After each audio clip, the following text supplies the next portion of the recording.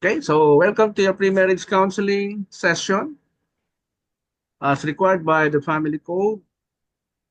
Today is December 8, 2024. So to continue my profile,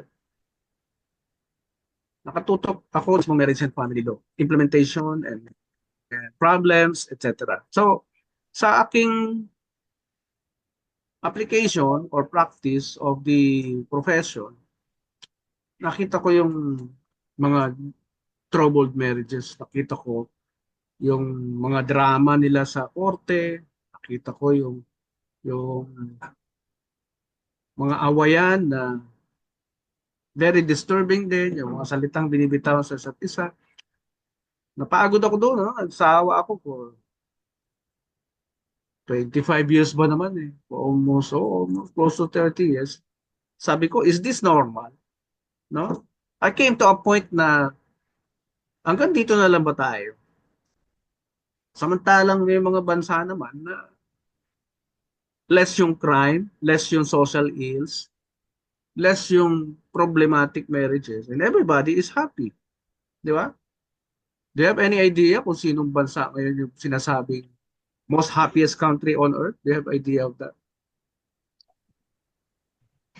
Doc, Michael, have you heard na mayroong happiest country on earth?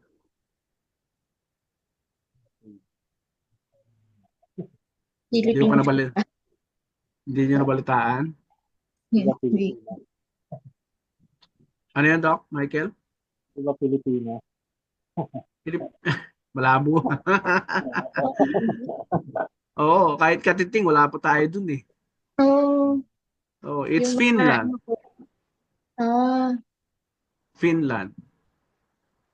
Those countries in Europe.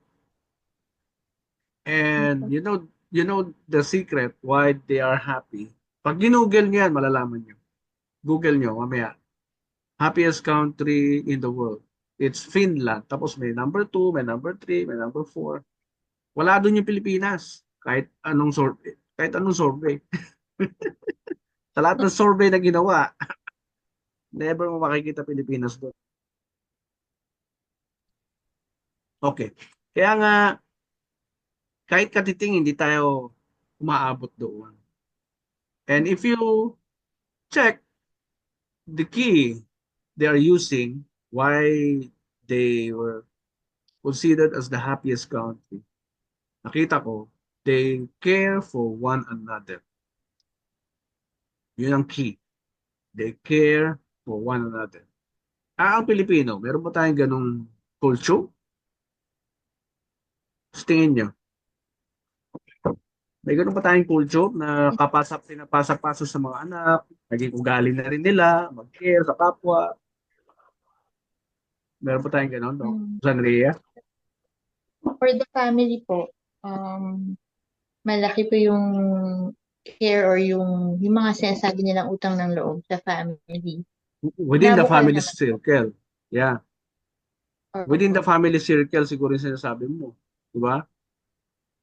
Opo. Pero pag ibang tao na, wala na. Tama po. Kasi, kasi dahil sa taas ng poverty level, may mga taong nanloloko na. Di ba? Kaya natatakot tayo tumulong. Natatakot tayo magmalasakit sa kapwa na hindi ka pamilya. Because baka sooner or later, palabasin ka pang masama. Matapos mo siyang tulungan. Di ba ganyan ang ugali ng Pilipino? Oh, matapos mong tulungan, ikaw pa yung lalabas na masama. Pag nagkautang ka naman, galit pa pag sinisingil. Di ba? Opo. Ganyan na naging ugali ng maraming Pilipino na siyang naging culture.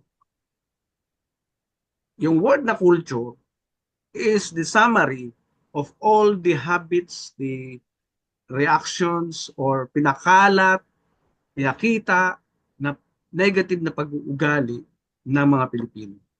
Na siyang lumaki yung number of people na gumagawa noon. Okay, kaya nga pag nagtanong ako sa mga wedding, pag nagtatanong ako, sino naniniwala sa perfect marriage? Wala nagtataas ng kamay. So it only shows na naging successful yung culture para paniwalain tayo na wala ang forever, no? Naging successful yung culture ng mga ninuno natin na pag hindi nagkagustuhan, hindi nag-work out, eh talaga mauuwi sa hiwalayan. The last resort, no? Hindi na open for discussion, to work it out, to try again. Hindi na open yung mind to accept new things. Pero hindi natin alam, matagal nang pinag-aaralan ang marriage. Okay? Kasi there was a time na nawala ang Bible sa tao. Dumating ang French Revolution. Nagsimulang mag-aral ang mga scientists kung paano maging functional. Kasi ang daming dysfunctional eh. No? Paano ba maging functional ang tao? Kasi ang dami nating problema. At sa tuwing maraming problema ang isang bansa, anong ginagawa ng gobyerno? Eh di sinusolve with funds. Hindi naman pwedeng isolve ng gobyerno yung isang social ills nang walang budget. Di ba? Mm. Kaya over the years, no, for thousands of years, aral ng aral ang behavioral scientists. What's happening to us? Baka meron tayong hindi alam kung bakit dumadami ang sakit ng ulo ng isang bansa. Kasi the more na mataas ang social ills, hindi makapag-concentrate ang gobyerno sa progress. Bakit? Napupunta yung budget sa pagsusolve ng mga problemang nilabas ng bawat pamilya. Nakuha nyo? Gets nyo? Diba? Yes po. Yes po, Doc.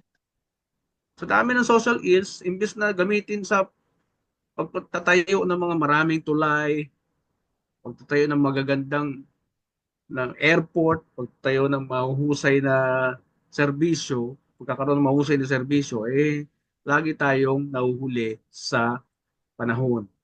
Lagi na lang tayong nasa classification ng third world country. Bakit? Hindi natatapos yung social ills natin. Bakit? Hindi nabibigyan tiin yung kahalagahan na pag-produce ng functional children to the society. Kahapon nga, may nabasa akong balita eh. Ang nagiging trending daw ngayon sa atin dito, na baka sooner or later maging culture, yung DINK, DINK. Nabasa niyo ba yon? DINK? DINK? Double income without children. Paano ba naging DINK yun? Double income, no kids. Ayun. Double income, no kids. Kaya tinawag na DINK, DINK. Yun daw yung nagiging trending ngayon. O anong epekto niyan? Pag yan naging culture. Pwede, ang gagawin lang daw nila, magpapayaman, i-enjoy ang pera, mag-uubos ng pera, hanggang maabot nila yung satisfaction sa kanilang buhay. Hmm. Double income, no kids. DINK. Okay? Alam niyo ba sa Bible, the moment na nag-mix kayo, ginamit nyo ang isa't isa, ginamit mo ang another product ng Diyos, ikaw ay meron ng obligasyon to multiply yourself later on. Pero may unang prosesong ginagawa. Ano yun? Becoming fruitful first. Okay? Hindi nyo makikita yan sa mga philosophy books or sa mga scientific books. You will never see that principle. You can only read that in the Bible. Na pag nag-asawa ka, may obligasyon kang doblehin, may obligasyon kayo doblehin ang sarili ninyo. Mag-produce ng another human being. Pero may requirement. Kailangan functional children. Kasi you created an institution. na institution na nagpo-produce ng human beings. Di ba, Doc Michael? Pinasukan niyo yung institution na yun eh. Kaya expect nyo, may lalabas dapat na tao, human being. Kaya nga ang simbahan, merong policy ang simbahan, simbahan katoliko, na kung mag-aasawa kayo at nalaman nila, nabasa nila sa pre-K na or sa canonical interview, narinig nila sa inyo na wala po kaming planong mag-anak, gusto lang namin maging partner, no? Wala po kaming planong mag-anak, gusto lang namin na may companion for life, etc. Alam nyo bang hindi kayo ikakasal ng simbahan pag yan narinig sa inyo? Hindi nyo alam yon? Hindi nyo narinig? Oo, Hindi ko, hindi, hindi kayo ikakasal ng simbahan pag narinig niya yan sa inyo because sila din, yung buong simbahan, naniniwala din, ayon sa Bible, na kapag pumatol ka sa opposite sex, you are expected to produce offspring. Pero it must be a good offspring coming from the both of you para hindi mag-suffer yung ibang tao. Okay? Kasi the moment you release a dysfunctional children, you will both suffer and the other people, your neighbors, will also suffer. Pag sinabing neighbors, it can be your family members, your parents, yung mga kapatid din nila, kapag-anak nyo, inside the community. So, that's the general term for neighbor. So, everybody will suffer kapag yung nilabas ninyong offspring ay dysfunctional. Okay? Everybody will suffer. Kaya, pag nag-asawa kayo, talagang required kang mag-produce ng offspring. That's the policy of the church also. You cannot tell the church na, Father or Bishop, plano lang namin magkaroon ng kumpanyo or companionship para pag uuwi ako, may pagkain ako sa bahay. Para may maglilinis ng CR ko. Di ba? Pag, para merong mamamalengke para sa akin o magtitimpla ng kape ko. Di ba? Partnership ang tawag doon. Hindi marriage. Bakit? Kasi wala sa plano yung pagtupad sa requirement ng marriage. Hmm. Magagawa nyo lang yan sa gobyerno. Kasi the government, if kakasal kayo sa judge kunyari, the government will not care. Gusto nyo yung magkaanak o hindi, we don't care.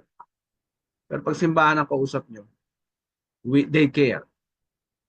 Kailangan nyo mag-produce ng functional children because it's a requirement in the Bible. Hindi siya chismis, hindi siya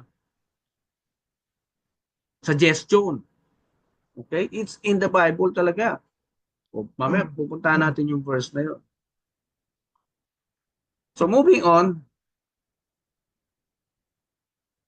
dahil sa kagustuhan kong ma-solve yung problema ng mga mag-asawa, dahil we are receiving 10 inquiries a day. 10 inquiries a day, no? On how to void their marriage. So napagod ako eh. Sabi ko, imposibleng walang solusyon. Imposibleng hindi ito pinag-aralan ng maraming tao before. Di ako niniwala eh.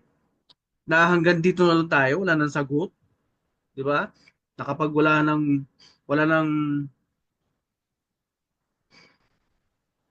gamot tayong may offer sa may sakit, eh sasabihin na lang natin, ipagpasa Diyos mo na lang po, mag-pray na lang kayo. Pag wala na may offer yung science na medicine sa isang naghihingalo, hanggang doon na lang ba tayo? Eh, yun ang quest ng bawat scientist, ano, to find a cure for AIDS, to find a cure for COVID, etc., etc. Di ba? Hindi natatapos yung mga scientists for finding solutions to cancer, to all the illness na deadly, na nakakamatay. Di ba? Hindi tayo iniwanan ng Diyos na Hanggang doon na lang. We have been given 5 billion cells to use it to our advantage, to our benefits. Di ba? Hmm. Kaya let's maximize that. Eh lalo na tong marriage, kung marriage lang, hindi naman kailangan ng medicine dito. Di ba? Anong medicine ang kailangan ng mag-asawang hindi magkaintindihan? Eh di yung tamang knowledge on how to handle or treat each other. Yun ang kailangan ng mag-asawa. Hindi medicine. Dahil sa mga psychologists or psychiatrists, kapag may anxiety ang isang tao o isang uh, pag anong tawag Doc Sanria sa sitwasyon na yung brain ng tao hindi na siya makapag-isip ng tama. Anong tawag doon? Anong medical term doon? Mm. Naka-encounter ka na ba ng ganun? Ah, hindi yung sa aging po ba? Yung Hindi. mga may Kahit Alzheimer's na dementia. hindi pa, yung kahit na teenager o adult na wala namang sakit, pero because of mental, 'di ba? Mental health problem natin 'yan, 'di ba? Oh, Yan yung laging problema ngayon, simula nung magka-pandemic, mental health issues, 'di ba? Yung mga may schizophrenia po. Yan, yung mga ganyan, schizophrenic, what else? Uh, yung mga personality disorder, okay? Sa pag-aaral ko ng psychology, nakita ko, wala naman palang actual na gamot talaga. Papakalmahin, walang actual na gamot para i-organize yung pag-iisip natin. Di ba? Walang actual na gamot para i-heal yung, yung isang utak na ang gulo-gulo. Walang direksyon. Or nag-aalala.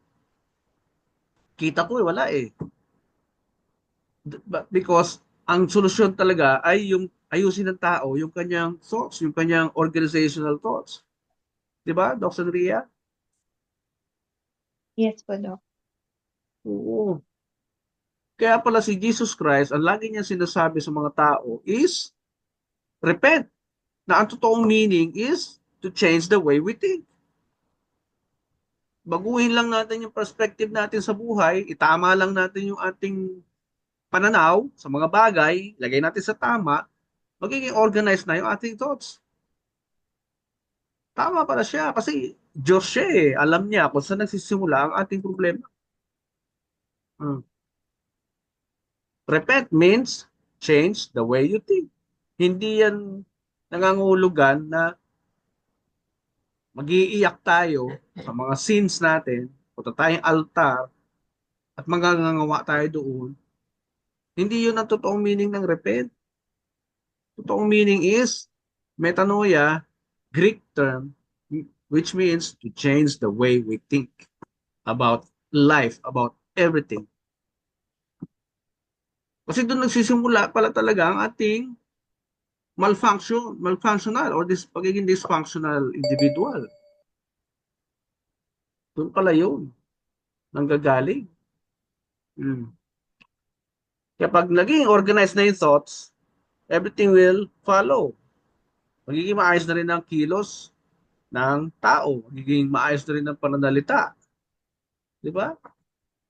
Kaya pinag-aralan ko yung mga gamot na ino-offer ng mga psychologist, psychiatrists para sa brain. Laging may effects eh. Lagi may negative effect. Pag uminom ka nito, mayroong ganito mangyayari sa'yo. Pag uminom ka nito, may negative na mangyayari sa'yo. Di ba, Doc Sandria? Ganon? Hmm. In other words, sabi ko, sa pag-aaral namin mag-asawa, walang medicine na nakakagamot sa disorganized na pag-iisip ng isang tao. Anong sagot? Siya mismo. Ma-organize niya yung thoughts niya with a good teacher or a better teacher who will tell him or her how to prioritize. Okay? So I wrote a book. Yan ang title. It's either hindi nyo na kaya Di pa kayo nagpapa-counseling, tapos dead end na kayo, ito ang book para sa mga taong yun. Because not everybody is qualified legally. You have to go through the tamang process, tamang proseso, para ma-enjoy mo kung ano man yung gusto mong ma-enjoy.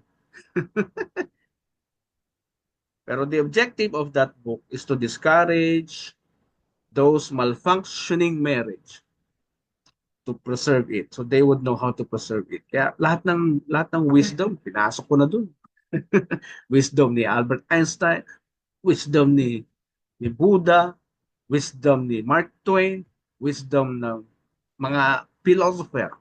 But most of the wisdom na nandoon ay wisdom galing sa gumawa ng tao, Jesus Christ. Okay? Diyos na nagkatawang tao. Okay? It has the foreword of two law experts. Kaya may mga friends kayong with malfunctioning marriage, kahit kung wala silang tiwala sa mga marriage counselor, bumili sila ng librong ito. Okay? Na sila mismo, maayos nila yung kanilang malfunctioning relationship. Yan. Mga batikang lawyers yun na forward, mga friends ko. And I was also cited to be the second or dalawang paralegal lang daw alam niya na successful according to Attorney Paul Sanggalang. He cited me in one of his presentations. And so may history part, a religion part tayo pag-usapan, science, natural law, man-made laws, and philosophies of man for this session. And I hope ma-discuss ko siya ng very concise. Time check is 3:08. Just very quick lang. Punta muna ako doon sa pre-marriage orientation before I proceed to this principle of marriage. Any questions so far? Question po Yes ba? po. Doc, may question kayo? Wala naman? Okay. So far, ano ang inyong idea about sa marriage? Can you tell me something about your thoughts on marriage? Ano may natutunan ninyo, narinig nyo, nabalitaan nyo about marriage? Can you tell me? Let's start with Doc Michael. Marriage is legal union of two people. Mm-mm. According po kahapon dun sa people dun, dapat laging nag-usap, and then union sila, isa ang Mm-mm. ang lahat, the decisions, and then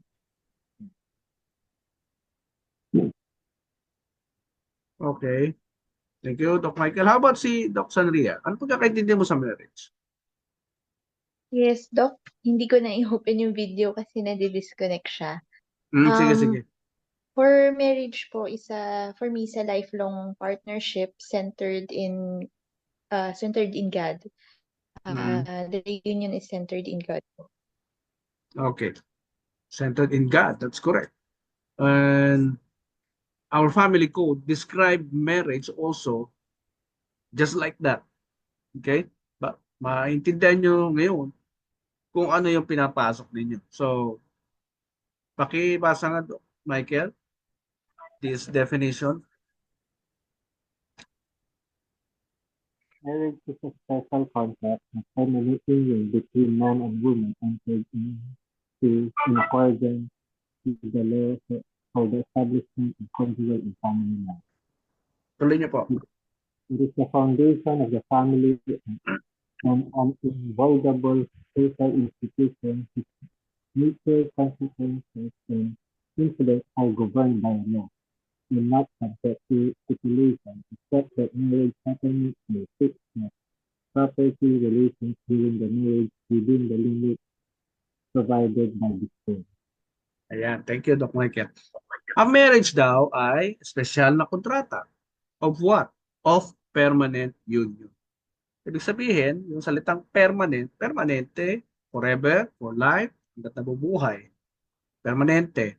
Isang beses lang, tayo pala, pwedeng mag-asawa. Kasi permanente na eh. Di ba? Walang renewal, walang walang point na hihinto para putulin. Walang ganon. Permanente. Hanggang kayo ay nabubuhay, di ba? Till death do you part.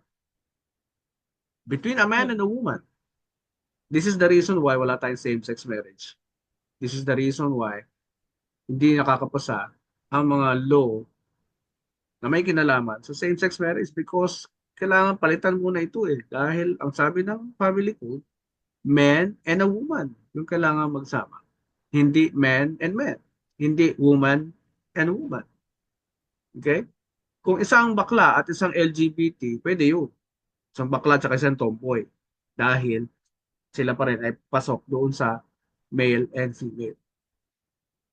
Pero kung both sexes, hindi po pwede, hindi ubra. For the establishment of conjugal and family life. Yan ang definition of marriage. Okay? Ano ang papel ng marriage sa pamilya? Second paragraph. It is the foundation of the family. Pag sinabing it is the foundation, dito nagsimula ang pamilya. Sa marriage nag-umpisa ang pamilya. Sa marriage. Dinesisyonan ninyong dalawa, create kayo ng institusyon na tinatawag ding marriage, automatic, syempre, magiging pamilya kayo.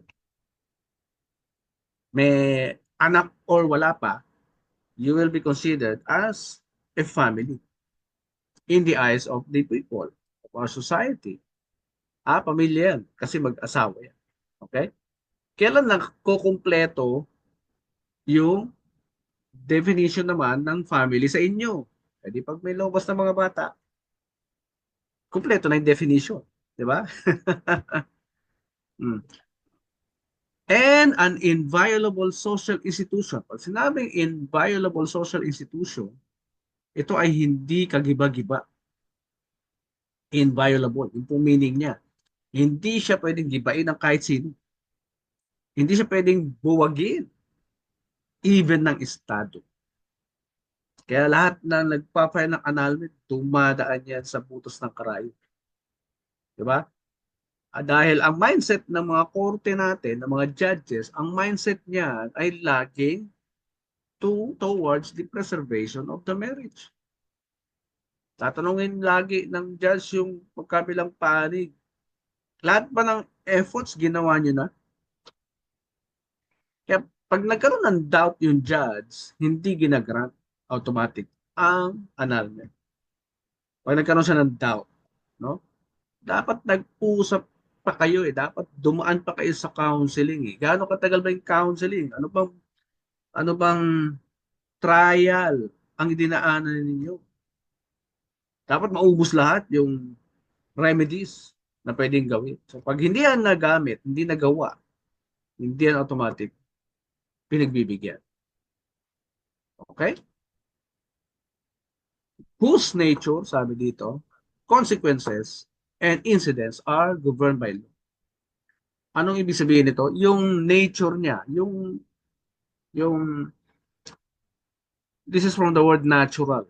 Natural means hindi natin control, hindi natin invento ng human beings, hindi rin ito na ma-manage ng sino mang human beings. You cannot manage this, you cannot control this because it's natural. Bakit? Kasi law yung nag-govern, yung batas na.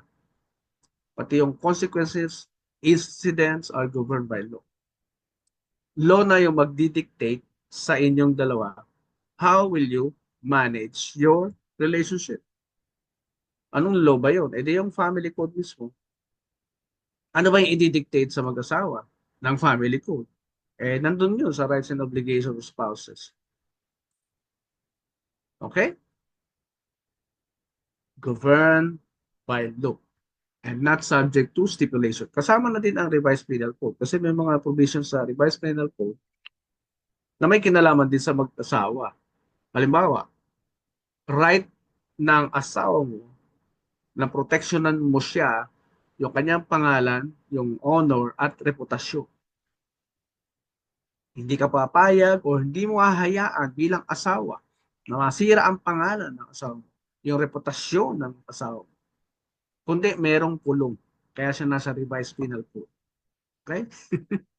Mamaya I'll go to that. And not subject to, di ba, governed by law, and not subject to stipulation. Ano ba ibig sabihin ng stipulation?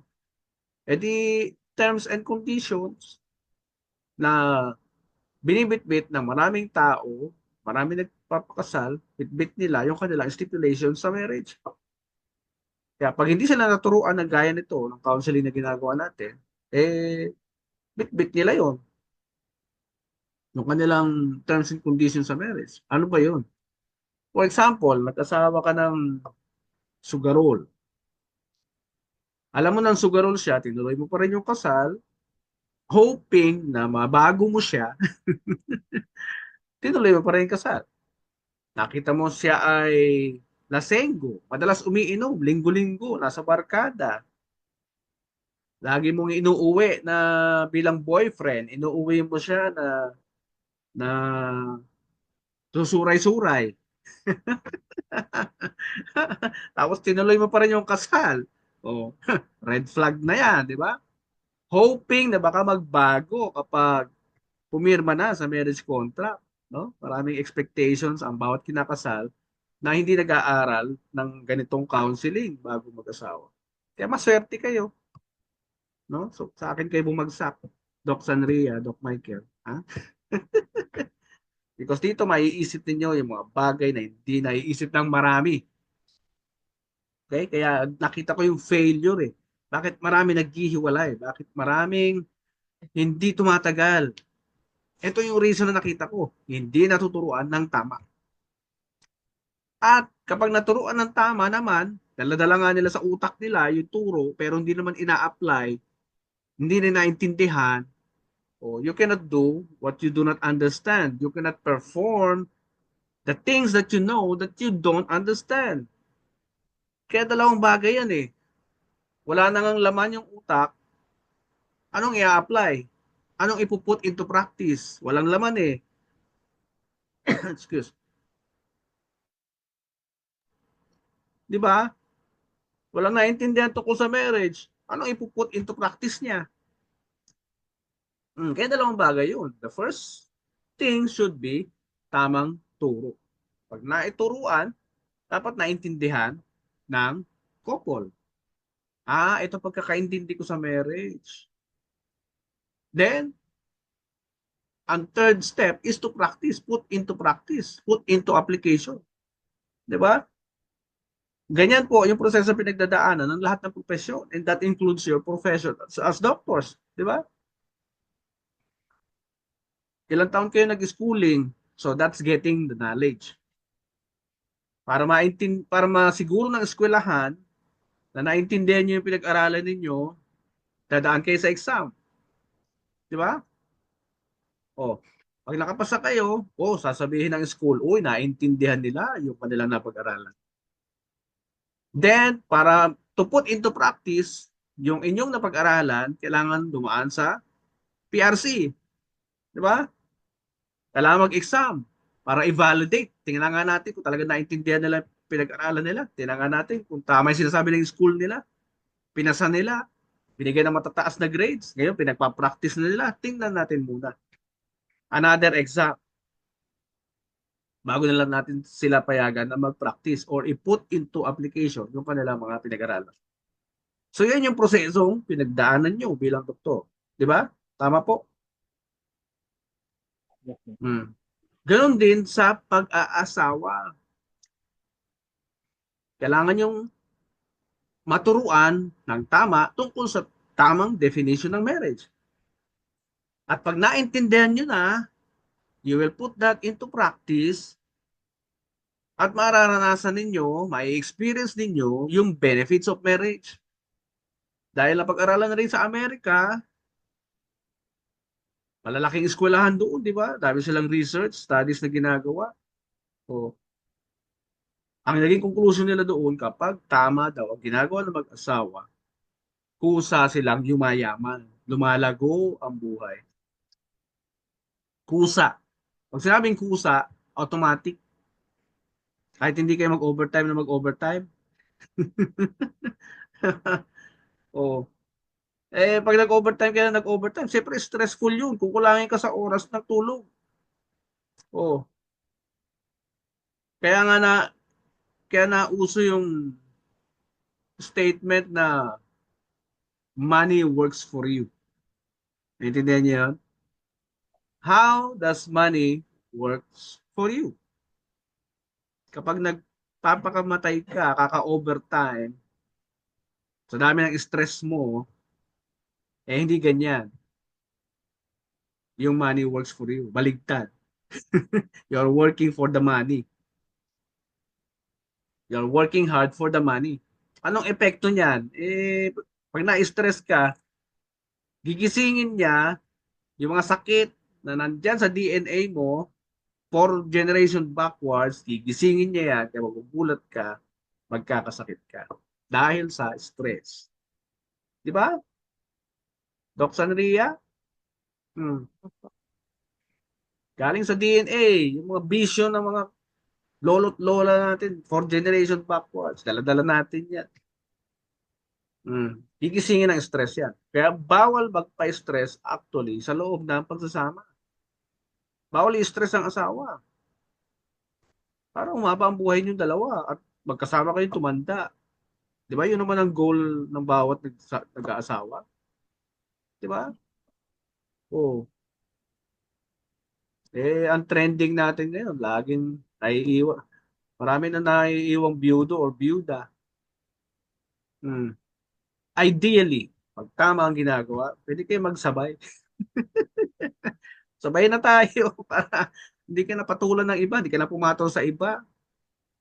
Because isang good memories lang dapat ang nabubuo sa bawat marriage. Isang good collection of good memories mula sa isang tao lang. Okay? Hmm. Ano daw yung kondisyon na pwede raw tayong magpasok ng terms and conditions sa marriage? Ito except that marriage settlements may fix the property relations during the marriage within the limits provided by this code. Yung marriage settlements daw ay yung inyong property relations. Ano yung ibig sabihin nito? May tatlong klase ng property relationship. Ito yung absolute community. Pag sinabing absolute community, na tinatawag din nilang conjugal, no? Pero ang totoong terminology diyan, absolute community. Pag sinabing community, common properties na na-acquire ninyo sa inyong pagsasama. Hindi kayo nagpirmahan ng prenuptial agreement, sa lahat ng inyong may co-contribute sa institusyon, pera, lupa, mana, wala kayong prenuptial agreement, yan ay magiging pag-aari din ng asawa mo. Kaya pag may minana ka na lupa, ari-arian, kotse, cash, whatever, galing sa magulang mo, Doc Sanria, wala kayong prenuptial agreement, yan ay magiging pag-aari din ni Dr. Michael. Or vice versa. Okay? Doc Michael, are you still there? Yan. Kung may mga mana ka, pera, ari-arian, lupa, kotse, whatever, wala kayong prenuptial agreement na pinirmahan, yan ay magiging pag-aari din ni Doc Sanria. Intindihan po? Ngayon, kung gusto niyo namang hindi ganun yung mangyari, hindi ganun. So doon papasok naman yung prenuptial agreement na ang tawag ay what's the other term? Napin ko lang. Forgot the term.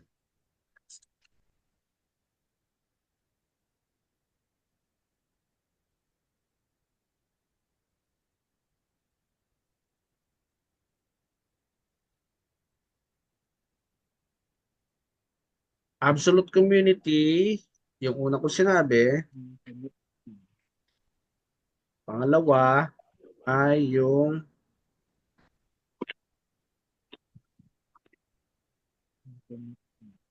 narinig mo na ba yun, Doc?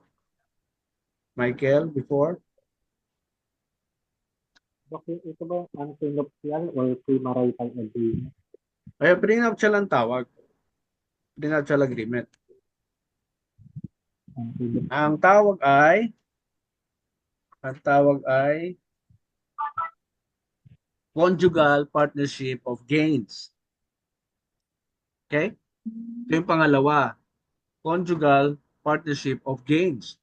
Ito yung meron kayong kasulatan na tawag ay prenuptial agreement na hinihiwalay ninyo yung lahat ng personal na assets ninyo at hindi nyo siya dadalhin sa marriage.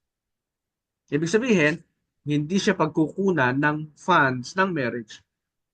Didesisyonan nyo individually kung magkano lang yung gusto mo ipasok sa marriage. Okay? Meron kayong rights to put the percentage na gusto nyong ilagay. Halimbawa, meron kayong family basket. O, gusto ko lang ilagay dito sa family basket natin ayon sa kagustuhan ko. Ganon din naman sa kabila. Magkano ilalagay ko dyan? Eh, tanggapin mo. Ilang gusto ko ilagay. Okay? So, ang tawag ko dyan ay conjugal partnership of gains. Now, kapag gusto mong ibenta yung mana mo, kahit wala siyang consent, ay magagawa mo. Pinapayagan niya ng batas. Hindi kailangan ng marital consent doon kasi pera mo yon nung single ka pa. Property mo yon nung single ka pa. Pag-aari mo yon, pinamana sa'yo ng magulang mo nung single ka pa. Wala siyang marital consent necessary. Okay? Okay po? Yes, sir. Kaya ito yung pangalawang terms and conditions na pinayagan ng batas na pwede ninyong maging agreement. Okay? Patungkol lamang sa assets na minana or pinagtrabahuhan mo bago kayo ikasal. May pangatlo pa.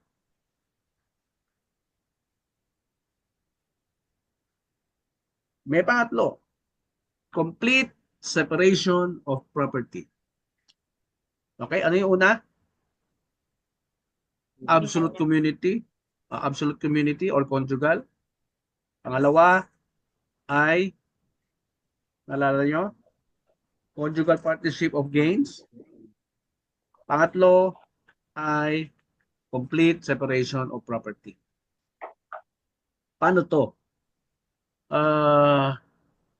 Habang yung lahat ng minana nyo, lahat ng naipon nyo before the marriage, talagang complete. Huwag mong papakialaman yan. Wala kang kukunin dyan kahit ano. Okay? Tapos kinasal na kayo. Eh di syempre, kumikita na kayong dalawa. Wala rin kayong ilalagay sa family basket. Kanya-kanya rin kayo.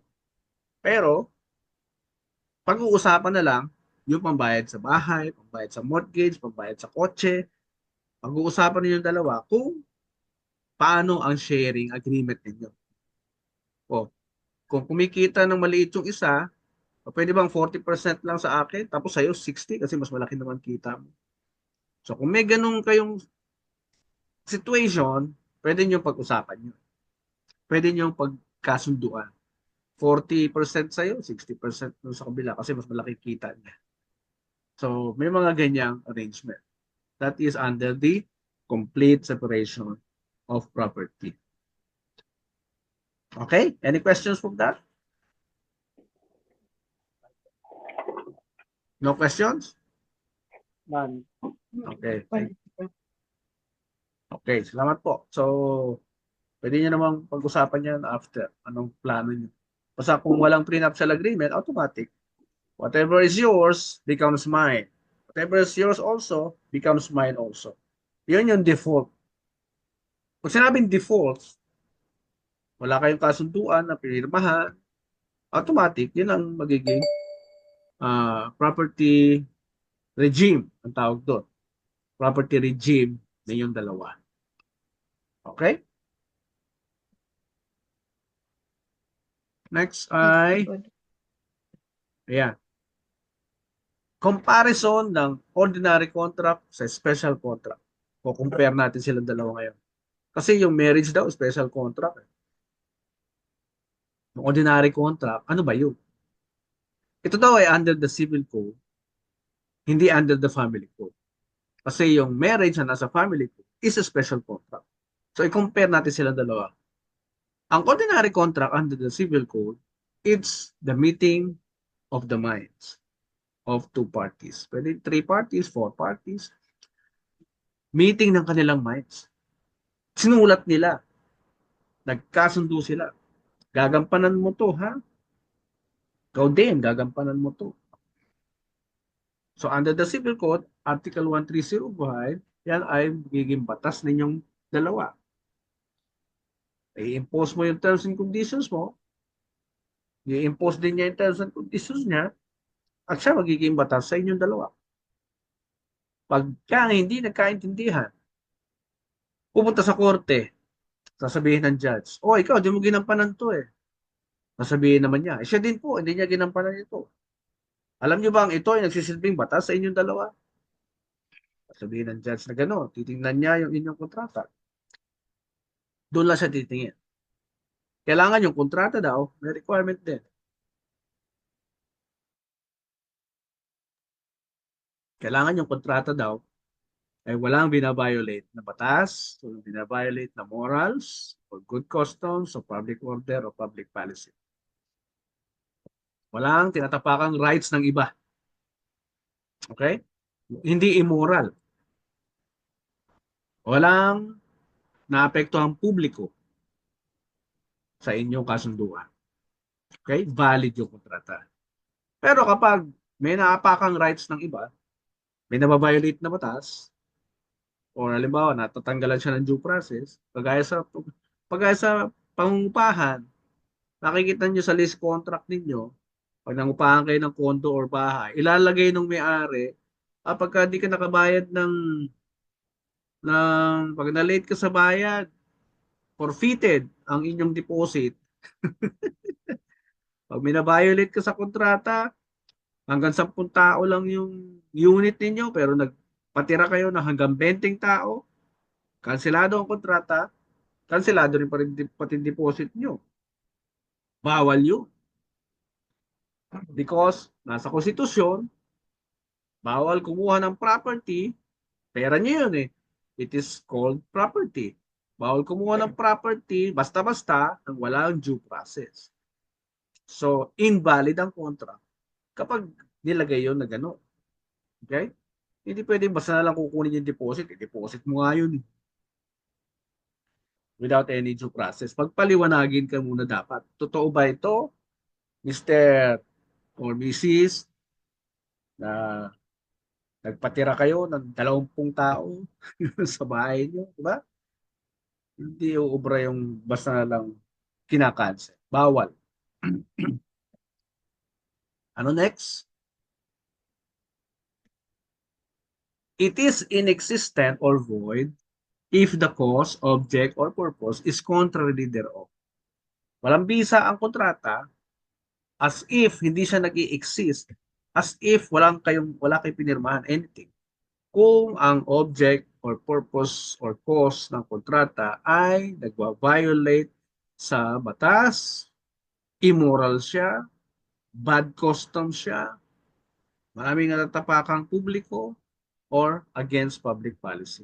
Ang kontrata niyan ay void. Now, sa marriage, the contract is considered as special. Bakit? Because hindi siya kagiba-giba. Walang sino mang pwedeng gumiba, kahit ang estado, kahit ang gobyerno, ay hindi pwedeng gibain dahil siya ay governed by law at hindi subject sa ating terms and conditions. What else? The law itself governs your marriage, not your attitude, habits, vices, or beliefs about marriage. Hindi na yung masusunod yung attitude mo. Kasi ang pakilala sa akin ng nanay ko tungkol sa marriage, ganito eh. Ang tinuro kasi sa akin tatay ko or nakita ko example sa tatay ko about marriage is ganito. Kung hindi siya tumatama sa tamang definition ng marriage, hindi mo siya pwedeng bitbitin sa marriage. Hindi siya pwedeng maging basis mo for not complying with the obligations sa posisyon mo bilang husband or wife pagdating sa marriage. Hindi mo pwedeng bitbitin yung mga mentalidad na wala doon sa description ng marriage na napag-usapan natin kanina. Okay? Hindi na pwedeng bitbitin yung bisyo mo. Bakit bisyo? Kasi ang bisyo na yan ay pagpapasaya sa sarili. Hindi siya kailangan ng marriage. Anong bisyo yan? Alak, babae, sugal, sigarilyo, ano pa? Pagsasabong, pagkakasino. Di ba, Doc Sanria? Yes po, Doc. Kailangan ba siya ng marriage? Hmm. Yes or no? No Hindi. po. Di ba? No. Hindi siya kailangan ng marriage. Why? Hindi siya beneficial to the marriage. Alam na natin yung pwedeng maging destruction yan pag binitbit yan sa marriage. Doc Michael, kailangan ba siya ng marriage? Yung mga bisyo? Yung pagiging party goer, kailangan ba ng marriage yun, Doc Michael? Dapat dalawa kayong umaattend ng party. Ha? Okay? Hindi pwede isa lang. Ikaw lang nag-i-enjoy. Dalawa kayo dapat para iwas temptation din. Di ba? Hmm. Hindi kailangan ng marriage ang mga bagay na pwede makasira dito. Tama? Kaya yung mga bisyo na yan na nagpapasaya sa sarili natin, tatalikuran na natin lahat yan, iwanan na natin lahat yan, dahil ang pasasayahin na natin ay sino? Sino na ang pasasayahin natin? Yung partner. Yung partner na, yung asawa na. Doc Sanria, tama? Yes po, Doc. Ayun. Oh, malinaw na, naintindihan nyo na ang meaning ng marriage. Yes. Ayun. Alam nyo na ngayon yung boundaries ninyo. Ha? So, wala nang makikipag-away na pinakasalan mo kung sugarol magtiis ka. Bawal na yun. Ha? Doc Michael? Okay? Noted po. Ganun. Bawal, bawal na po ang pambababae. Ha? Doc Michael? Noted Okay. po, Doc. Yeah. Okay? Bawal na ang pagdidesisyon mag-isa. Alam niyo ba ang kasama yon? Kapag nagdesisyon ka mag-isa, pwedeng magalit ang asawa. Tama ba, Doc Sanria? Yes po, Doc. Oo. Because ang requirement ng pag-aasawa ay maging isang katawan. Okay? At yan ay napapaliwanag lamang ng Biblia.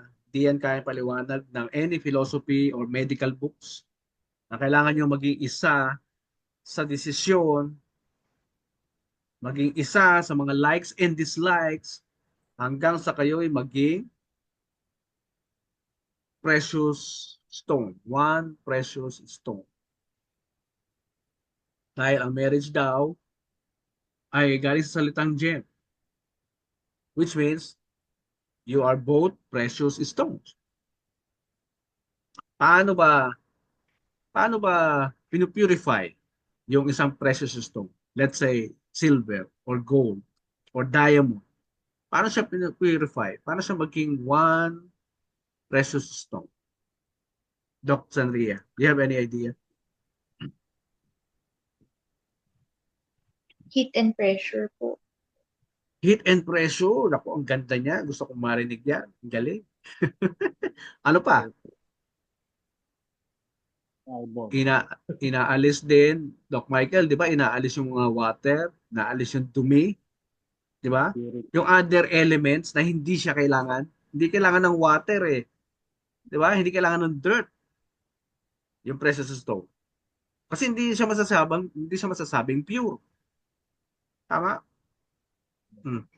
Hindi kailangan ng any other elements para siya maging pure. Anong elements ang kailangan niya? Kapwa niya silver. Kapwa niya gold. At ipe-pressure yan ng init. Gagamitan ng fire para maging isa. Okay? Yan daw ang kahulugan ng marriage. Kayong dalawa ay two precious stone. Bakit two precious stone?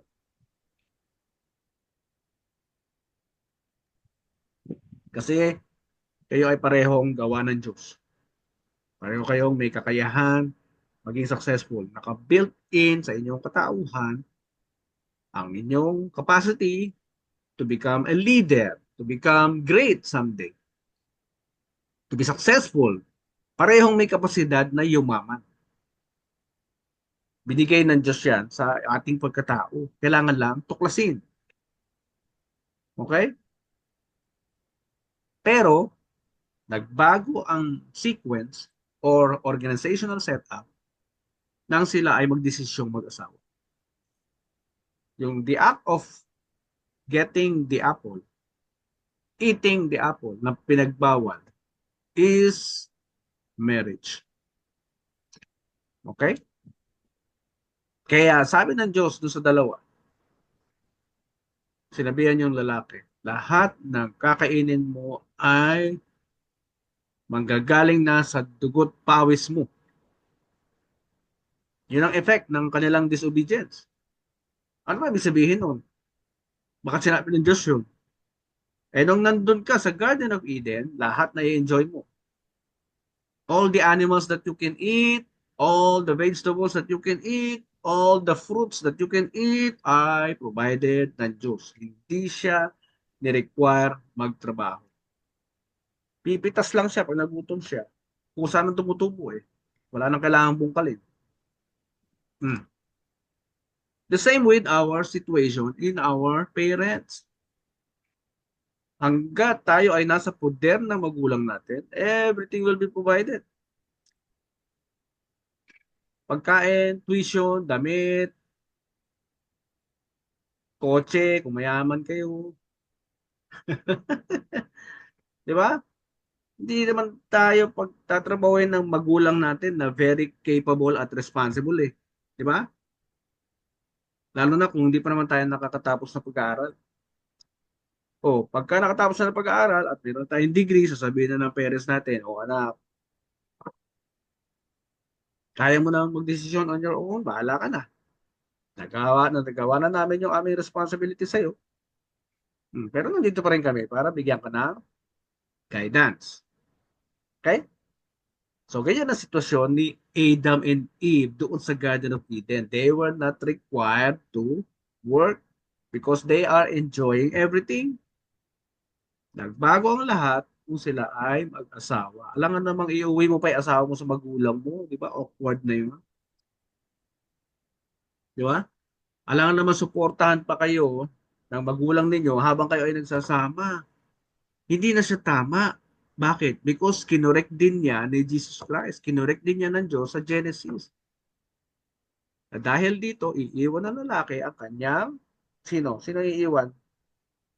Doc Michael? Magulang. Iiwan ng lalaki ang kanyang magulang at makikisama kanino? Sa asawa. Kaya pag yan na-violate, inuwi ang asawa sa pamilya, sa magulang, yan ay may violation. Natural law yung bina-violate natin. Bakit natural law? It's a law that we cannot control, that we have only the obligation to comply because may negative consequences ang pag-violate sa law na yan. Anong negative consequences pag tayo ay nakatira sa magulang natin? Sige nga, Doc Sandria. Conflict po. Magiging conflict na mga desisyon nyo. Nakikialam na yan sa inyong pagsasama. Ano pa?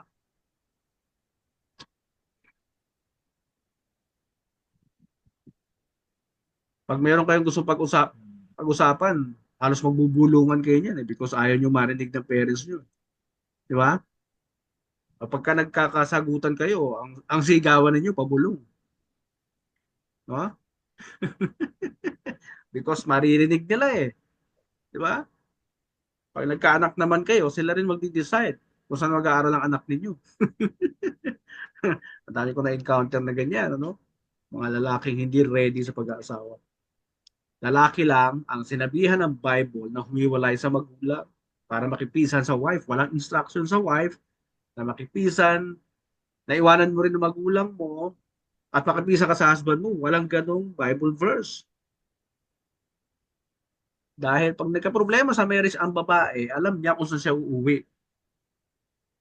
Di ba? Doc Sanria. Yes po. Hmm. Kaya wag mo nga hayaan na umuwi si Doc Sanria sa magulang niya, ha? Doc Michael? Dahil ikaw, mahihiya kang umuwi sa parents mo. Di ba? Alam mo, nag-away kayo. Umuwi si Doc Sanria sa parents niya. Ikaw naman, uuwi ka rin ba sa parents mo? Hindi. Alam mo na, sesermonan ka. Di ba? Matik yun. Sermon yung matatanggap mo. Oh. Ibig sabihin, baka merong hindi nagawa. Alam nila yun. Baka merong pagkukulang. Kaya kayo ay nagkakaroon ng disagreements. Hmm. Okay? So, time check. 3:55. Alam, magpo-4 na. Gusto niyo ba mag-water break or CR break? 5 minutes? Gusto niyo po? Ano po yun, Water Father? break? Ay, Doc? Gusto niyo mag-water break? CR break? For 5 minutes? Sige po. Doc Sanria? Water break or CR break? 5 minutes? Yes, okay lang po, Father. Sige, Ay, Doc. balik kayo agad after 5 minutes. Time check is 3:55. Okay po. Yes, thank you po. Welcome po. Just stay in the Zoom room. No need to leave.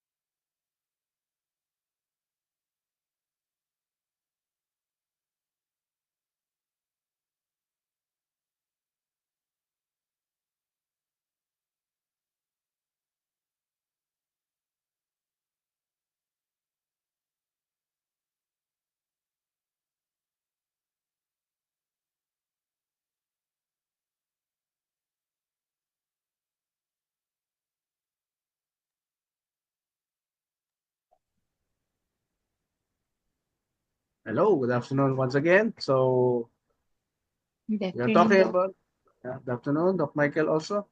We are about to complete our differentiation of the ordinary contract versus special contract. Sa last part ng special contract, ito daw ay ang law governing the marriage are to be complied unconditionally. Pag sinabing unconditionally, hindi to subject sa kondisyon natin. Ang obligasyon lang ay what? Sumunod. Okay? Parang parang military. Sumunod muna bago ka mag-complain. Okay? Okay. Let's go to the rights and obligations naman. Para alam natin, ano ba yung law ng marriage kasi? Ano ba yung sinasabi kailangan nating gampanan sa marriage? So tayo sa rights and obligations of spouses. Ayun. Job description. As husband and wife. Nandito yan sa Article 68 hanggang 72.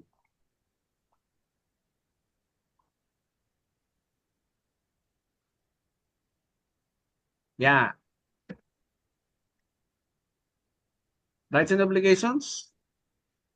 Ano ba meaning ng rights? Sabi ni Socrates, wisdom is the beginning of definition of terms. Kailangan i-identify natin yung meaning ng word, maintindihan natin lalo. We will become wise in the process because we know the meaning of the word. Let's discuss about the meaning of rights. Pakibasa nga, Doc Sandria. Rights and obligations of spouses. Rights, something to which one has a just claim, such as A, the power or privilege to which one is justly entitled, that is, to vote. Yun. For example, vote. Pag-vote. Ang rights daw ay something na meron tayong just claim. Pag sinabing just, galing sa hustisya.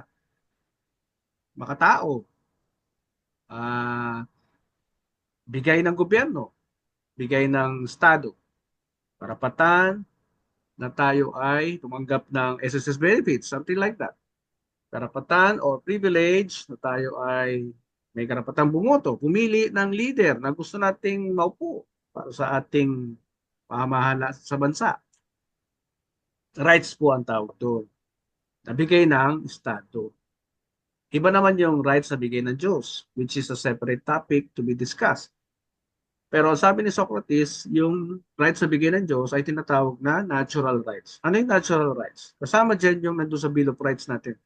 Yung karapatang maging masaya, karapatang magkaroon ng freedom, karapatan na magpahayag ng kanyang damdamin, karapatan na pakinggan muna bago akusahan, magdepensa muna ng sarili bago bigyan ng kaparusahan. Due process ang tawag doon. Okay? Rights daw natin yun, and so on and so forth. Obligation naman ang tawag, Doc Michael, pakibasa nga, Doc Michael. Obligation, something one is bound to do. Duty, responsibility. Something one is bound to do. Pag sinabing bound, nakatali ang kamay natin. Binded, bound, duty, responsibility, which means kailangan siyang gampanan nang walang anumang kondisyon. Okay? It's the true meaning of obligation. Wala kang choice. Di ba? Kagaya sa sinumpaan ninyong tungkulin. Ano yung sinumpaan ninyong tungkulin? Pagsikapang mabuhay ang tao. Di ba? Hippocratic oath. Tama? To save lives. Hindi pwedeng manakit ng tao. Hindi pwedeng hindi siya mabuhay. Kailangan gawin talaga ang lahat ng paraan para mabuhay ang pasyente. Am I right? Yeah. Yun. Obligation. Ninyo yun bilang doktor. So, isa-isayin natin yung rights daw nating mag-asawa. Number one, may rights ang asawa mo, vice versa, to defend the life and honor of the other. Pag sinabing life, of course, yung buhay, hindi pwedeng malagay sa alanganin, disgrasya, ang buhay ng ating asawa. Okay?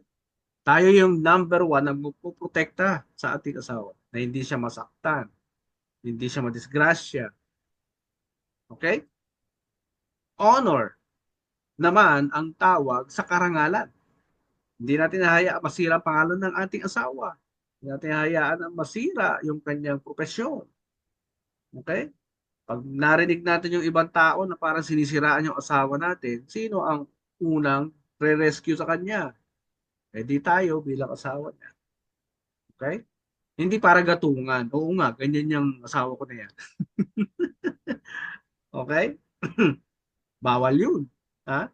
Yung porke galit ka sa asawa mo, nag-away kayo kagabi, tapos may nagsasalita ng negatibo tungkol sa asawa mo, sinang-ayunan mo, hmm, that's bad. Ha? Okay? Violation daw yun sa revised penal code. Mm. Okay po? Hmm. Yes. Right to cohabitation. Pag sinabing cohabit, nagsasama sa isang bahay. Eh ito, hindi na tinuturo sa mga counseling kasi pag walang choice yung mag-asawa kundi maghiwalay, magtrabaho sa abroad, wala nang choice yung counselor eh. Eh, sige na nga, wala namang kayong ibang trabaho mapili. Sa abroad lang makikita yung malaking sahod, di ba? Wala na masabi yung counselor. Ako marami akong masasabi. Wag muna kasi mag-aasawa hanggat hindi fruitful. Paano ba maging fruitful? Eh sa oras na nakaka-produce ka na ng pera, mag-isa, dahil sa pagiging mabunga mo, yung estado ninyo ngayon dalawa, yan ay tinatawag na fruitful. Kaya nyo gumawa ng pera, kaya nyo yumaman kahit na hindi kayo mag-asawa. That is being fruitful. Kaya nga, magiging sobrang fruitful kayong dalawa pag nagsama pa kayo lalo. Okay? Now, kailangan yung magsama sa isang habitation. Bahay, sa isang lugar. Karapatan niya yun, karapatan mo din yun. Merong mag-asawa na umakyat yung kanilang issue sa Supreme Court. Isang doktor, isang engineer. Sabi ng doktor na babae, kailangan kong magsilbi sa aking constituent sa Bicol. Kailangan nila yung specialization ko doon. Wala na ibang doktor doon. Sabi naman ng lalaking engineer na husband, engineer ako, ang dami kong project dito sa Maynila. Kailangan kita bilang asawa. Dito lang tayo sa Maynila. Ibang tao yung iniisip mo doon eh. Ano kang asawa dito, nangangailangan din sa'yo. May husband ka, nangangailangan din sa'yo. So, naging issue sa kanilang dalawa yan. Umakyat sa korte. Dahil ang paniniwala ni babaeng doktora, siya daw ay mayroong right, puntahan ko muna, dito sa right to exercise any legitimate profession. Ito number 10. Nag-skip na ako ng konti. Dahil meron daw siyang right kasi legitimate yung profession niya, kaya kahit saan siya magdesisyon, mag-practice, gugustuhin niya doon. So, inilaban niya yun, makit sa korte. Dahil di pumapayag husband niya. Just imagine that situation na kailangan niyo pumunta sa korte, magbayad ng lawyer para lang ipaglaban yung karapatan mo bilang asawa. Anong tawag sa inyong dalawa? Pag umabot kayo sa ganyang sitwasyon. Di ba? Kaya may mga provision sa family code na pwedeng sumira sa marriage. Hindi lang pinapaliwanag ng maayos. Pero pinagsikapan kong maintindihan ito. Bakit ka pupunta sa ibang lugar? Kailangan kita, kailangan ka ng mga bata. Eh, nandito sa number 3, yung right to cohabitation. Karapatan ko na mabuhay ka sa tabi ko. Sa isang bahay, sa isang bubong. O, siyempre, nagtatanggol ang sarili niya si husband doon sa kaso. O di, pinapilan niya kasi natalo siya sa RTC. Bakit ng Court of Appeals? Bakit ng Supreme Court? Sabi ng Supreme Court, oo, may karapatan si wife na mag-exercise ng kanyang legitimate profession kahit daw walang paalam sa husband. Imagine nyo na lang kung ano naging ending ng pagsasama ng dalawa. Walang lalaking gugustuhin na hindi sumunod ang kanyang wife sa kanya. Tama, Doc Michael? Yes, agree. Serious issue yan sa lalaki. Yung babae or wife na pasaway. Issue yan sa kalalakihan. Dahil may natural law na gumagana sa katauhan ng bawat lalaking nag-aasawa, nag-activate yun, expecting the wife to follow him. Di ba, Doc Michael? Yes, Hmm. Hindi uubra sa marriage yung may kanya-kanya kayong plano. Ha? Hindi uubra. Tingnan natin, ha? Bago natin balikan to. Tingnan natin yung nangyari pagkatapos nilang mag-asawa. Nandito yan sa Bible. Ito. Apat na bagay na naging epekto ng pag-aasawa ni Adam and Eve na siyang sinasabi ng Diyos sa atin kapag tayo nag-asawa, ganito rin yung mangyayari. Oh, pakibasa nga Doc Michael itong first box. the international version. To Adam he said, because you listened to your wife and ate the fruit from the tree about which I commanded you, you must not eat from it. First is the ground because of you. Too painful for you will eat food from it all the days of your life. Yan ang sabi ng Diyos sa lalaki matapos silang sumuway. Dahil nagkinig ka sa asawa mo. Teka muna, bawal ba makinig sa asawa? Kaya naging question ko yan. Pero ang naging sagot sa akin, na understanding ko, kasi hinayaan niya na yung babae magpatakbo ng kanilang buhay. Samantalang siyang lalaki ang inutusan ng Diyos kung paano patatakbuhin ang buhay nila sa Garden of Eden. Nai-enjoy mo lahat ng pagkain, animals, fruits, vegetables, everything sa inside the Garden of Eden. Hindi kita pinagtatrabaho. Ngayon, nasa buhay ka, nag-asawa ka na, eto na ngayon ang mangyayari sa iyo. Oh, cursed is the ground because of you. Isusumpa ko ang lupa dahil sa iyo. Through painful toil, lahat ng pagpapawis ay gagawin mo para ka lang makakain because I am providing for everything you need during your single days.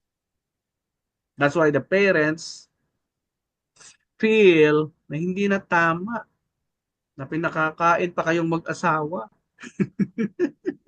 Di ba? Walang parents na gagawa ng gano'n.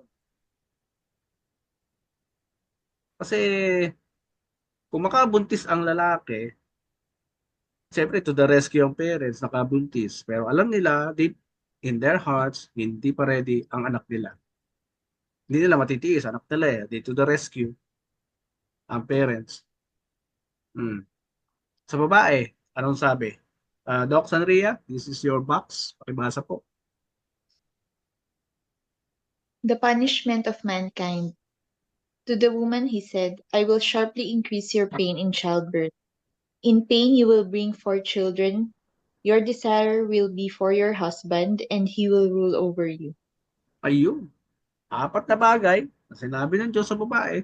Ito ang epekto ng iyong pagsuway. Number 1, I will sharply increase your pain in childbirth. Totoo naman, di ba?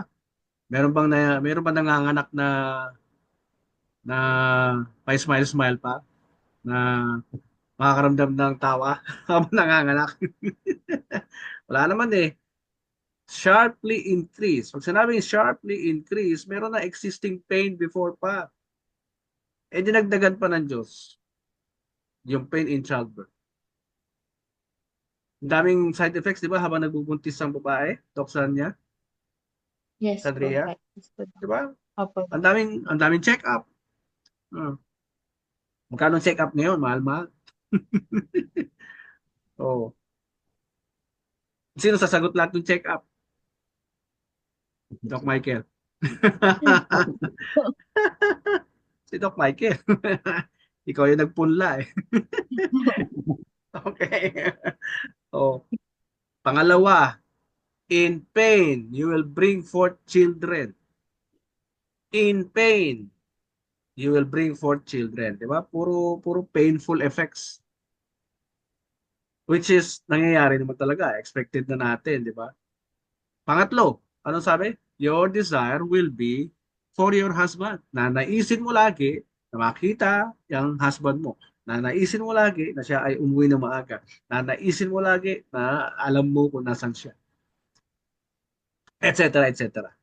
Desire will be for your husband. And pang-apat. Ano yung pang-apat, Doc Sandria? Pang-apat ay He will He rule over you. rule over you. That's why there is a template or natural feeling sa mga lalaki to dominate the woman. Pero may boundaries. Doc Michael, may boundaries. Hindi lahat ng oras pwede mong i-dominate yung asawa mo. Kasi kung sunod lang ng sunod yung wife mo sa lahat ng sasabihin mo, she will feel trapped in a cage. Parang bird trapped in a cage na hindi makalipad. Ano ibig sabihin nito? May desire pa rin yung wife mo to grow sa feeling mo. Okay? Doc Michael? May desire pa rin, hindi nawawala yan sa babae kahit mag-asawa, yung desire nila to fly. Ano yon? Saan magpa-fly? With you. To fly with you, Doc Michael. Hindi yan lilipad in a separate direction or in a different direction. Gusto pa rin niya makalipad with you. At kung ano man yon, saan pupunta, that should be your vision for your family. Okay? Because work in Hebrew means vision. Tignan natin yung sinabi ng Diyos sa lalaki. Ayan. Verse 15, yung nakabox, Doc Michael, pakibasa mo. Verse 15. The Lord God took the man and put him in the garden of Eden. Okay? To The man, you are free to eat from any tree in the garden, but you must not eat from the tree of knowledge of good and evil, for when you eat from it, you will certainly die. Okay, yung verse 15, di ba may nabasa kang put him in the garden to work it and take care of it? Nabasa mo? Work is not a job. Wala pang job concept in God's presence. Walang concept of job in the Garden of Eden. This is the word work means vision. Vision, goal, pangarap, destiny. Kaya hinahanap yan ng bawat wife sa bawat husband. Because lalaki lang ang sinabihan, inorderan ng Diyos na magkaroon ng vision sa buhay. Hindi niya binigyan ng vision din yung babae. Bakit? Magkakaroon ng division. You cannot create two visions in the house. Okay? Hindi pwede may pangarap si Doc Sandria, tapos may pangarap ka rin, you will just create division in the middle. Because two visions means DI. And that will give you division. Because kakausapin ni Doc Sandria lahat ng taong makakatulong to reach her goal if she will create her own goal. Ganun ka rin naman, Doc Michael. Kakausapin mo iba't ibang tao who can help you reach your goal. Magiging busy kayo pareho hanggang sa hindi na kayo magkita. Kaya ang requirement ng marriage is only to become or to have one vision. Ano man yung pangarap mo, Doc Michael, kailangan malaman ni Doc Sandria para alam niya kung saan niya lalagay sarili niya at matulungan kang matupad yan, palipad kayo ng sabay pareho. Dahil nasisira ang marriage kapag may kanya-kanyang goal ang mag-asawa. Kasi hindi natutupad yung tamang design ng marriage. Now you know, naintindihan niyo na kung bakit maraming hindi naging successful na marriage. Naintindihan niyo na ngayon? Doc Sandria and Doc Michael? Yes, The po. requirement is, yeah, the requirement is just to have one vision. and fly, reach that, make that happen together. Okay po? Time check is 4:21. I need to conclude this in a few minutes. But do you have questions so far? Any question po? Naman po. Doubts? Everything? Tinutukan ko yung lesson sa inyo Ako po, wala. dahil okay, tinutukan ko yung lesson na deserve din yung malaman because nandito naman kayo sa level na you're both fruitful, you're both professional na. So, natansya ko na hindi na kailangan ituro yung basic. Okay? Basic na para sa inyo yung marinig nyo na, oh, irespeto yung asawa, love your wife, etc. You can always hear that in the church. You can always hear that in any city hall. Love and respect. But there is more than that. Which is, kailangan nyo lang sundin without any conditions. Okay?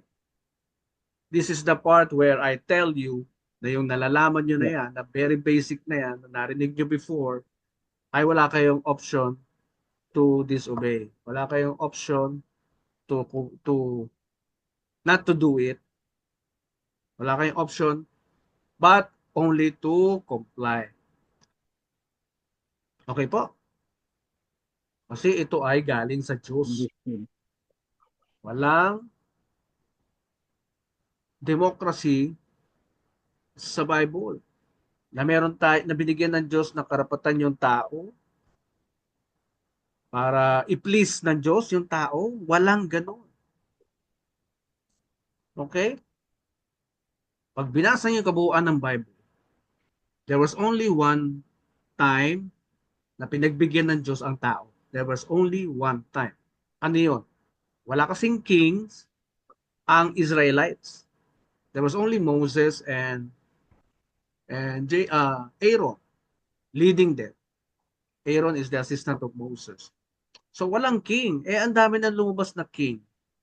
Marami nang lumitaw na king. Sabi ng mga tao sa kanila, sa Israelites, wala naman kayong king. Oh, sino nag-lead sa inyo? Wala na si Moses and everything. So sabi doon sa Samuel, Book of Samuel yung makikita. Dapat mayroon kayong king na nangunguna sa inyo. Ang king kasi nila, yung mismong God. Nasan yung king ninyo? Hindi naman namin nakikita. Kaya sabi ng mga Israelites, we need a king, we need a king. Na nakikita rin nila. Dahil invisible daw yung king namin. So pinagbigyan sila ng Diyos, pinapili nila ng king yung Israelites. Pinapili sila ng Diyos. At ang napili nila ay si King Saul. Saul. Si King Saul yung napili nila. O sige, tingnan natin. Kung meron kayong king, ito ang epekto. Ito ang mangyayari sa inyo. So sinabi ng Diyos yung consequences. So until nagkasunod-sunod na yung mga kings ng Israelites hanggang dumating si King David na talagang pinili ng Diyos. Siyang nagpili kay King David. Kasi si King Saul, pinili ng mga tao. Pinagbigyan niya yung mga tao. Si King David yung naging model kung ano ang dapat ginagawa sa isang bayan na may king, na pinamumunuan ng king. Okay? So, what I told you today is called principles. Marriage principles. So, tapusin natin to. Meron kayo sariling right daw to sexual intimacy. Meron kayo kanya-kanyang rights daw to procreate. Yung needs, sexual intimacy, yung needs. Meron kayong right daw para magkaanak at magbigay ng anak. Meron dang right to jointly exercise parental authority over the children. Pero tandaan ninyo, as husband and wife, the husband is the lawmaker and the wife is the law enforcer. Iisang law lang ang kinikreate ninyo sa bahay para hindi ma-confuse ang mga bata. Hindi pwedeng magkaiba kayo ng policy sa bahay. Okay? Kaya pagka hindi mo ginampanan yung papel mo bilang lawmaker, Doc Michael, si Doc Sandria, ay i-exercise niya yung rights niya by giving law. So that will start the confusion among the two of you and the children. Mas takot ang mga bata sa tatay, di ba? So it should start from you as the leader, as the ruler of the house. Nabasa niyo yan kanina. He will rule over you, Doc Sandria. So you have to do that job, Doc Michael. Otherwise, Doc Sandria will take over and you will never like it. Hanggang magulat ka, siya na nagpapatakbo ng pamilya. Okay? Kaya anything na hindi nasusunod sa design ng marriage, magmamalfunction yun. Nagmamalfunction lang bawat produktong hindi ginagamit sa tamang paraan. Right to be supported by the other. Number 6. So obligations, duty to live together in one home, duty to observe mutual love, respect and fidelity. O, hindi conditional yung pagmamahal. Kailangan mong mahalin ang asawa mo. Hindi rin conditional yung mabuhay kayo sa isang bahay. Kailangan nyo mabuhay together sa isang lugar. Duty to render mutual help and support. Hindi rin to optional. Duty natin, tulungan ang asawa natin sa oras na siya nahihirapan, may sakit, gipit, whatever. Okay? Everything that will give your spouse abnormal situation in life. No? Pag naging abnormal yung situation ng asawa, tayo yun. Mag-give our best to put her or him in normal condition. Duty to manage the household, duty to fix the domicile. Alam niyo itong 5 obligations na to, all are already covering the rights na binabasa natin dito. Covered na niya lahat. Inisa-isa lang halos yung rights. Kasi nandun siya, laman din siya ng obligasyon. Okay? Para lang mas maintindihan natin. What else? Right to be loved and be comforted, right to jointly fix the family residence, right to manage the household, right to exercise a legitimate profession, right to give and receive moderate gifts to and from each other, right to retain the ownership, possession, administration of their exclusive separate properties, which na-explain ko kanina, and karapatan na i-dispose, ibenta ang sarili niyo pag-aari ng walang consent ng asawa, and so on and so forth. Pwede niyo balikan yan sa Article 68, pwede niyo i-google, Family Code, Rights and Obligations of Spouses. Okay. Nakatuto ba kayo? Yes, Doc. Doc. Thank you. Ito oh. The secret daw of a happy marriage is finding the right person. You know they're right if you love to be with them all the time. Sila daw yun, tamang tao yun. Kapag gusto mo laging katabi siya o kasama siya sa lahat ng oras. Isang signal or signs na sinasabi sa atin ni Albert Einstein. Yung family planning naman, alam niyo na yan, kabisado niyo na yan. Kailan kayo magpaplano ng anak, no? No need to teach you. Yes. Although hindi ko sa expertise, no? It's my wife's expertise. Hindi na kayo re-require ng City Hall niyo na mag-attend pa ng family planning doon kasi doktor na kayo, alam mo turuan pa nila kayo, di ba? Dahil nagtuturo sa City Hall, mga batang nurse. Mga bata, my goodness, sabi ko. Yeah. In closing, I want to let you know that Einstein, the greatest scientist of all time, nakita rin niya yung sikreto para kayo magsama ng matagal hanggang sa kayo ay hanggang sa dulo ng inyong buhay. Risky ang marriage, yes, and it's a great and glorious risk, sabi niya. Pero, as long as you embark on the adventure in the same spirit, no? Risky daw yan, pero may enjoy nyo pa rin naman. Anong requirement sinabi niya? As long as you have the same spirit. Anong spirit yun? Yung pagkatao ninyo, isa lang ang desire ninyo, hindi kayo nagkukontrahan, hindi kayo nag-aaway. Kaya nga, possible talaga ang stress-free life.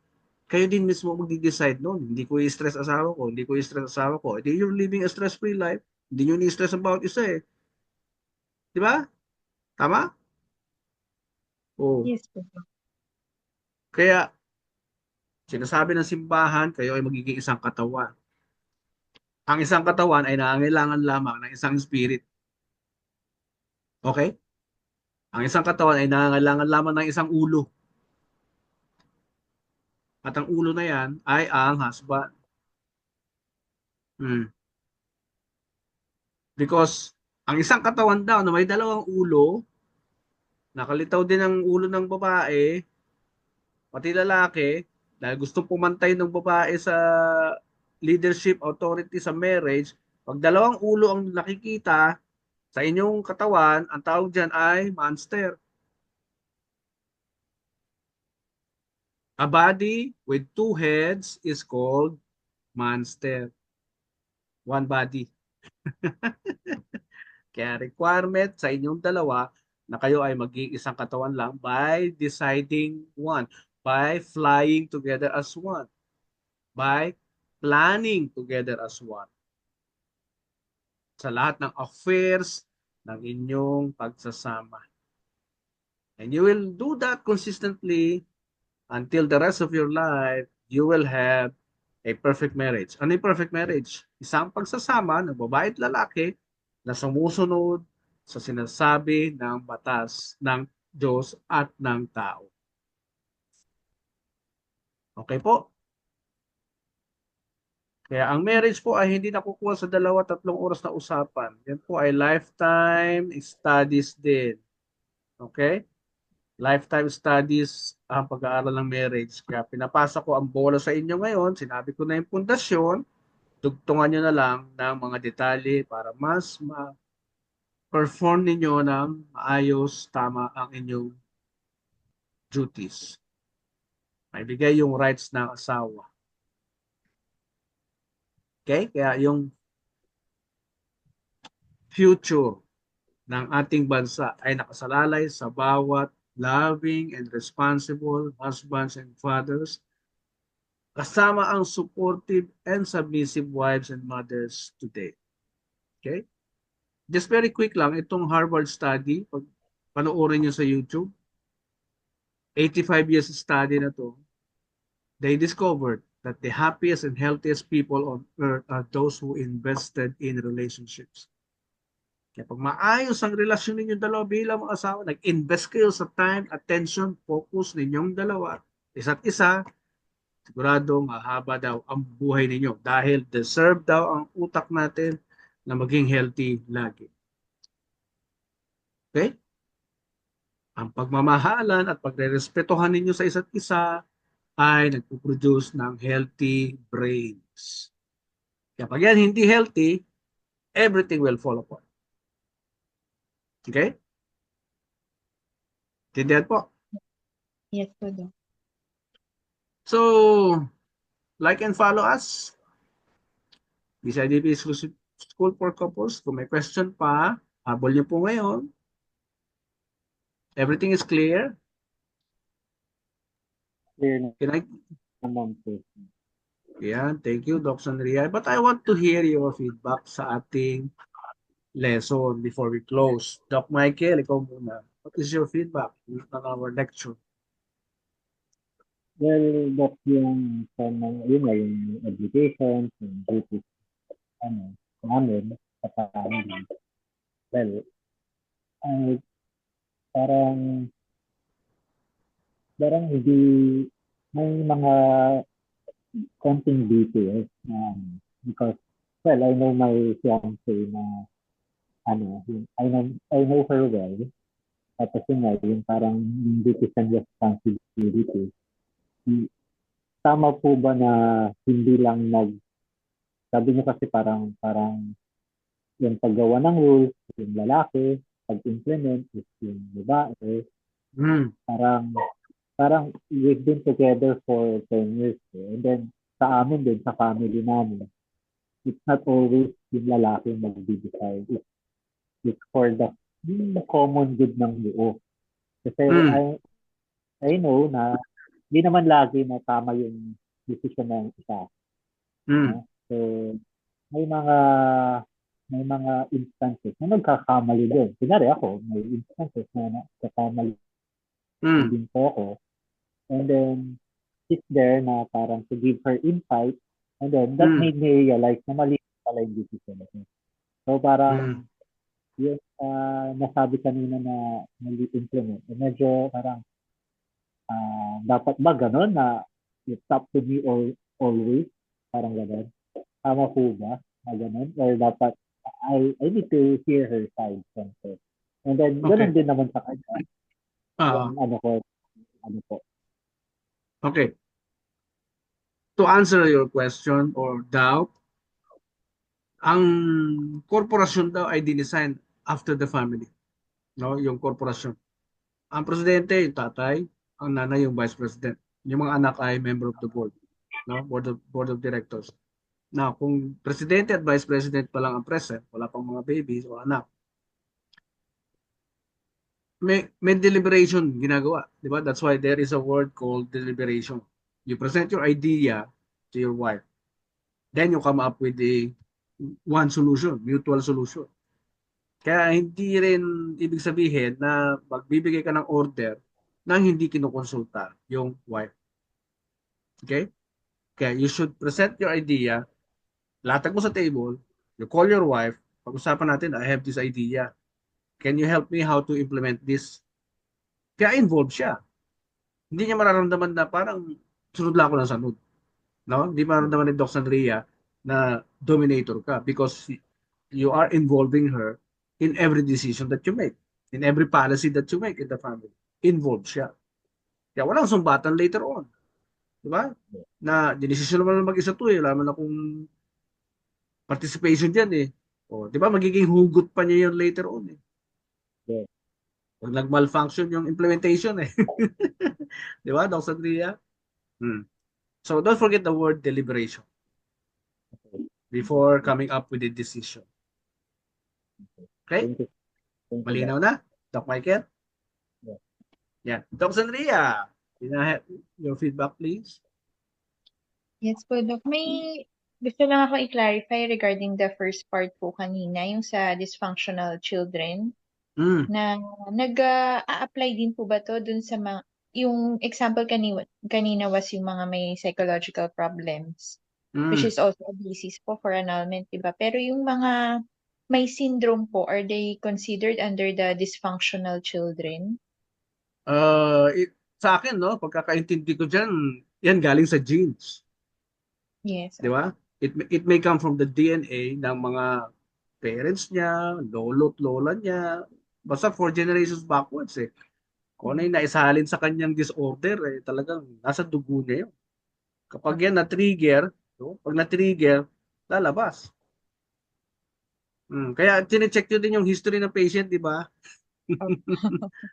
Oh, kasi nga, medically discovered 4 generations. And that is written in the Bible.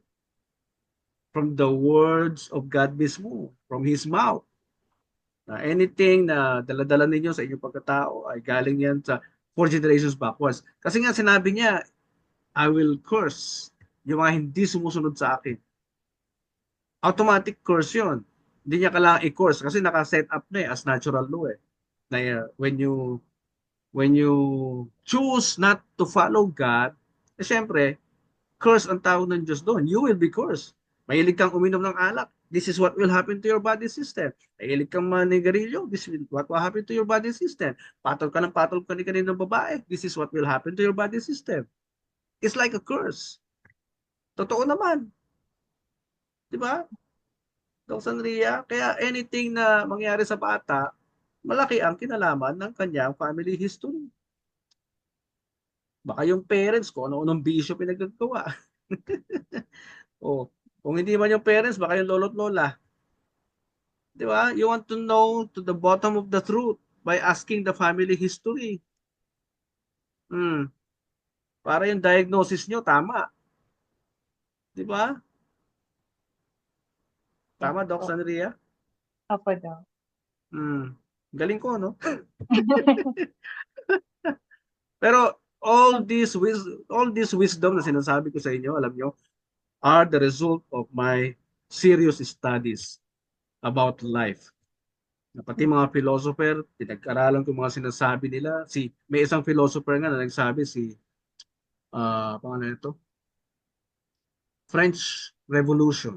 During the French Revolution, ang dami naglabas ng mga galing na philosopher na they are conducting their own studies. Actually, before magkaroon ng psychology, there was philosophy. Nauna ang philosophy.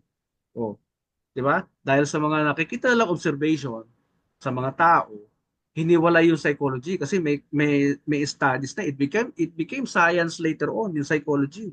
Inalis siya under the philosophy. So, hiniwalay siya, pinasok sa science, yung psychology. Sabi ng isang, nandito yata sa slides ko, just to close.